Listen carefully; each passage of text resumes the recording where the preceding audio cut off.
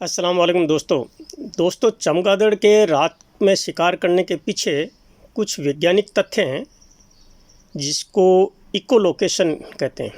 यानी जब चमगादड़ अपने मुंह से हाई फ्रिक्वेंसी की ध्वनि जब निकालता है तो इसे अल्ट्रासाउंड कहते हैं, जो इंसान के कानों को नहीं सुनाई देती हैं।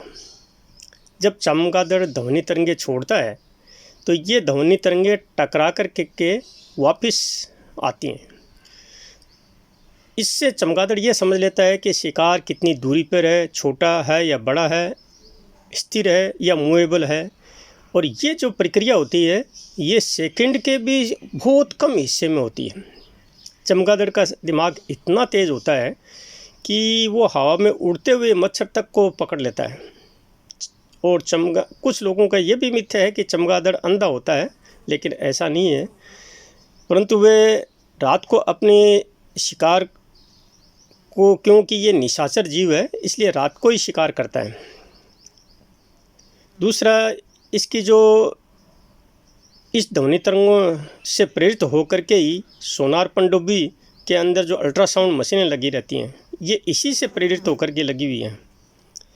एक मिथ्य ये भी है कि इंसान के ये चिपक जाता है रात को, परंतु ऐसा कुछ भी नहीं है। ये शिकार करने के लिए रात को उड़ते हैं और उड़ कर के अपने शिकार को ढूंढते हैं।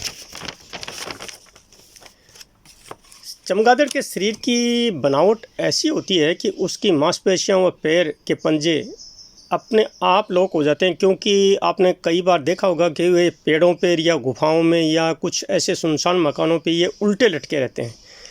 तो इसकी जो मांसपेशियां और पंजे की जो बनावट ऐसी होती है कि अपने आप ही ये वो लॉक हो जाती हैं।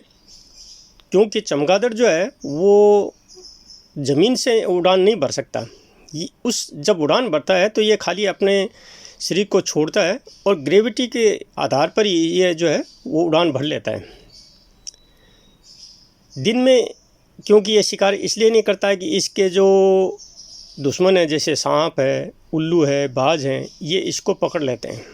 और रात में ये शिकार आसानी से कर लेता है, इसलिए और उल्टा लटकने का कारण ये भी है, ज़्यादातर आप देखा होगा कि पेड़ों पर इनके कि एक तो हवा का संचार बना रहता है, दूसरा इसका शरीर हवा का संचार बने रहने से इसका शरीर गर्म नहीं होता है। तो दोस्तों ये मेरी जानकारी आपको अच्छी लगी हो तो लाइक, कमेंट, शेयर अवश्य करें। सी यू अगेन, धन्यवाद।